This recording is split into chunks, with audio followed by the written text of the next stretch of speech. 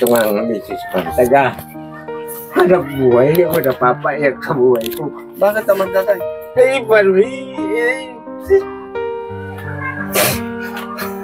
Yan ang hirap ko po. Ako yung 2 beses ng maestro. Kaya kasi ito lang po na kakayot sa aming pagkain araw-araw. Kaya ako'y napapagwa.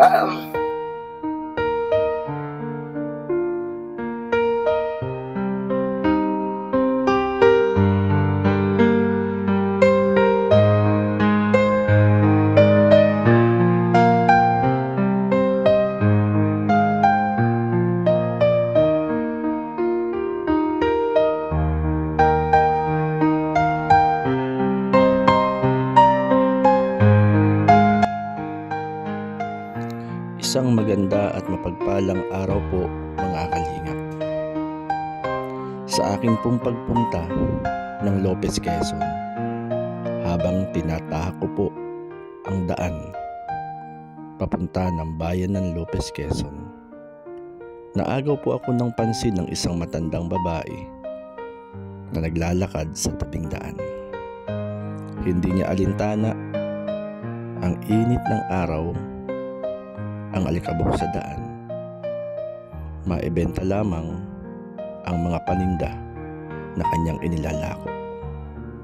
Mga kalingap, samahan niyo po ako upang pasyalan at kumustahin ang isang matandang babae na kung saan ay nagtitinda sa ilalim ng sikat ng araw. Tayo po mga kalingap. Maganda at mapagpalang hapon po mga kalingap. Andito po tayo sa isang barangay sa Lopez, Quezon, Barangay Kalantipayan. At yun nga po, nakita po natin si nanay na isa pong naglalako ng balaw, ng mga gulay.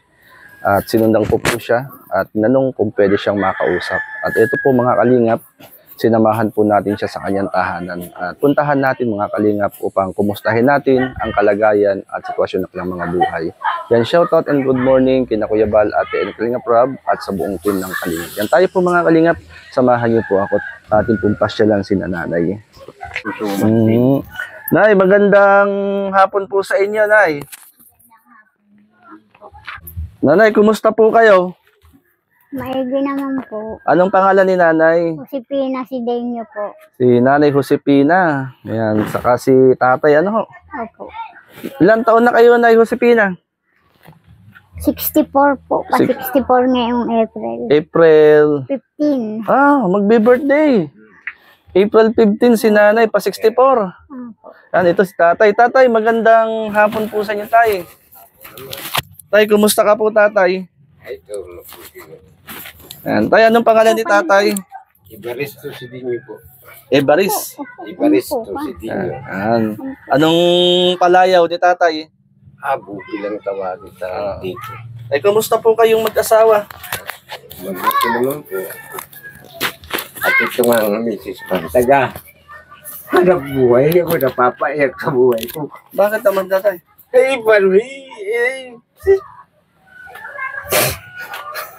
Yan ang hirap ko po. Ako yung 2 beses ng maestro. Kaya kasi ito lang po na kakayot sa aming pagkain araw-araw. Kaya ako'y napapagwa.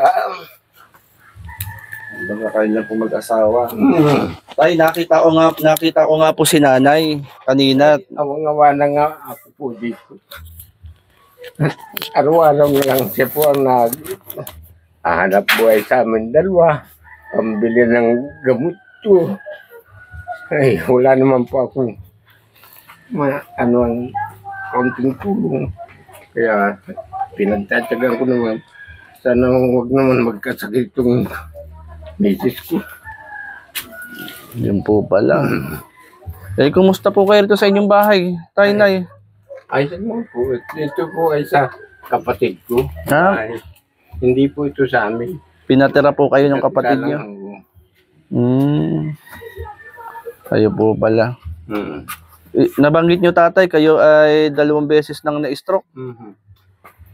Eh, kailan ho yung huling na-stroke kayo? Itong ano lang po ito. January. January ho. Ayun pala. Si Nanay Josepina. Nanay Josephine, kumusta naman po kayo? Ay, ayos lang po. Nagtitinda-tinda nga. Maghapon sa initan. Maghapon sa initan. Nay, ano nga yung tinitinda nyo? Ano? Saan po galing yung Gulay tinitinda nyo? Yan po, nakikitindahan Ay, din ako. Porsinto. Portion, yung balaw. Magkano yung ganyang balaw nyo? 10 piso. 10 piso yung balaw ni nanay. Ayun pala, ano, di porsyentuhan lang po yan. Porsintuan lang po. Magkano na po porsyento nyo, nay? Ay, kaunti lang po. Araw-araw kayo nagtitinda, nanay? Opo. Isa maghapon kayo nagtitinda. Opo. Nakakamagkano naman kayo? Higit lang pong 100 ng porsinto. 100. Pang ano na yun, pang bili ng pagkain, ho? Opo. Bigas. Pang bili ng bigas, pagkain. Ayan. Nabanggit nga, nay, ni tatay na naawa siya sa inyo. Kasi kayo daw po yung naghahanap buhay. Anong hanap buhay dati ni tatay? Kampintero po dati. Karpintero si tatay. Finishing. At dahil nga po kayo nagkasakit na stroke, ay hindi na makapagtrabaho. Ano ho? Opo. Kumusta naman po yung pang-araw-araw ninyong pangangailangan, pagkain? Okay lang po. Dadalawa naman kami. Nadalo ho kayo rito. At kumbaga, kumbaga tay, siya yung sinanay nagtatrabaho. Kaya nga ako naawa. Hindi na pa akong lalaki. Siya po ang naghahanap buhay. May nga po, wala maiging nasalanta sa katawan ko. Pero boses naman yung tatay, okay pagsalita. Okay naman. Nagkataon na lumakas-lakas ako, tatrabaho pa rin po ako. Ayan, kumbaga ay, paano, inaalala nyo rin siya tatay. Kasi nakita ko si nanay, tay, habang ako ipapunta ng Lopez, diyan sa traffic, nakita ko si nanay, naglalako. Sabi ko, nilapitan ko, Nay, pwede ka bang makausap? Pwede ka bang mapuntahan sa bahay mo? At ito nga tatay, si nanay ay binuntahan ko. Para kayong mag-asawa, akin pong kumusta? Ikaw nanay, kumusta ka naman sa paglalako mo? Okay lang po. Anong oras ka naglalako? Alauna. Ng tanghali, hapon. Opo. Hanggang mula 6, babalik ako ng 10. Ng maga. Opo, magluluto. Yan po pala, no? Porsyentuhan. Porsintuhan. At ito palang po niya, kayo po ay salamat. Meron kayong kapatid na pinatira dito, Nanay, anong trabaho niyo talaga dati? Talaga pong nagtitinda ako. Minsan po sa kapatid ko. Sa kapatid po niyo. Ibig sabihin yung nilalako yung gulay sa kayang balaw ay Porsintuhan po. magkano pong porsyento doon sa 10 piso? Ay minsan po, 5 piso. Hati kami, ganun. Hati po kayo. Yung po pala, no? Saan kayo nagluluto dito, Nay? Yan po sa kabila. Anong gamit nyo sa pagluluto? Uling po. Uling. Bibilhin pa, no? Parang mahal din ang ngayon. Opo. 120 isang balde. Abay, medyo mahal, Hindi biro yung hindi biro yung sakit ni tatay na stroke. Hindi biro yung Pero tatay, salamat. Kayo ay nakakalakad. Hindi may sa lanta. Oo, nakakausap. Hindi kagaya ng ibang stroke na At saka ako naman pong palakad-lakad ng 4 pa lang madaling araw. Nandiyan na po ako sa kalye. Hindi Ako para makabalik. yung iba kasi ay tawag dito, yung ang kamay, hindi maigalaw. Nasa siya. Buti si nanay, malakas si nanay. Nanay, wala namang nararamdaman sa katawan niyo? Wala naman. Ay, salamat kay Lord. Kayo po ay, walang nararamdaman sa inyo pong katawan. Kumbaga. At yun po yung araw-araw po yung buhay. Araw-araw nagtitinda si nanay. At kagaya nanay, laging umuulan, tuloy pa rin ang inyong pagtitinda. Opo. Kahit umuulan. Dahil nakayod, walang pangbiling gamot, pangkain. Pangkain yung mag-asawa. Nay, kung kayo ay merong kahilingan kay Lord, ano yung kahilingan nyo sa Panginoon? Sana bigyan kami ng pera, pambili ng gamot nito. Bukod doon, Nay, ano pang panalangin nyo kay Lord? Hindi mabuhay ng maayos. Ganun. Nabuhay ng maayos. At yung kalakasan nyo sa inyong pang-araw-araw na trabaho, ano? Yan, tatay, ano yung inyong panalangin kay Lord? Ay yung sa akin, makabalik wala ng lakas dati na pagtatrabaho, ay ayos na rin lang po sa akin. Ano po kaya, no? Makatrabaho ulit. Kapag trabaho ulit. At malakas naman po ako noon eh. Pero si nanay, ang layo ng pinanggalingan ni nanay. Lakad lang si nanay, ang layo ng kanyang pinanggalingan. Sipag ni nanay. Nanay, kayo po ay ingat din sa inyo pong paglalakad sa sa kalsada, kalye. Dami. Kung mag-ingat ka, alam mo may edad ka na eh. Kumbaga ay Kaya ay ikaw nga nag-iingat, yun naman kasalubong. yun. Tama nga po yun. At yan, tatay ano nga po?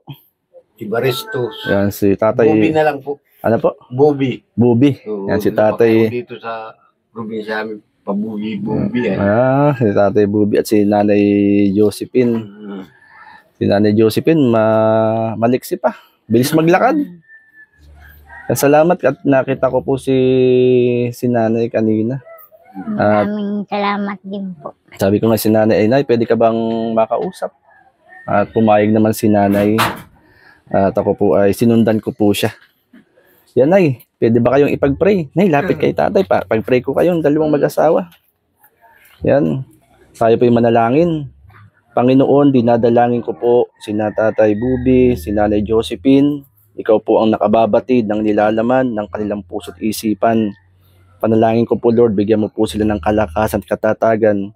At ang mga minimitit ilalaman ng kanilang puso ay abutin at katagpuin ng iyo pong kapangyarihan. Marami pong salamat sa kalakasang kalusugan ng bawat isa. Sa ngalan ng Panginoong Hesus. Amen. Tatay at nanay, kayo po ay magpakatatag po kayo. Kailangan po nating magpakatatag at patuloy na lumaban sa hamon ng buhay. Ayan na po. At sandali lang tatay, meron po akong nais pong ibigay po sa inyo. Ano po? Makatulong lang po sa inyo. Nay, meron po akong nais na ibigay po sa inyo, makatulong sa inyo. Salamat. Yan po ay bigas yan, nanay, tay. Para sa inyo po. Para sa inyo po. At loobin po ni Lord na isang araw, isang panahon ay mabalikan ko po kayo. Ano ho? Sige po. Salamat po. Tay, salamat tay ha. Basta kayo ay magpakatatag kayo. Magpakalakas kayo. Ano ho? At maraming salamat po. Ako po ay tuloy na po tatay. God bless po sa inyo. Kalingap, maraming pong salamat. At si Nanay Josephine po ay nakita ko lang naglalakad at naglalako. At akin po siyang kinausap. At kung pwedeng pasyalan sa kanyang tahanan at pumayag naman po siya. At ayun po, napasyalan po natin mga kalingap. Ano po. At grabe po yung sitwasyon ng buhay nila. At salamat yan, nakapagbigay din po tayo ng bigas po sa kanila. Yan, maraming salamat po kina Kuya Bal, Tita Inday PB, Ate Lol Dumundod, maraming salamat po. At sa lahat po ng mga naandyan, tumutulong, sumusuporta sa programa po ng Team Kalingap. Yan, shoutout po kay na Ma'am Bebre and Ma'am Eddie Wow, Ate Landmarks, yan, shoutout po. Yan. Salamat po mga Kalingap, tuloy na po tayo. Siyempre, mabuhay po ang Team Kalingap. God bless!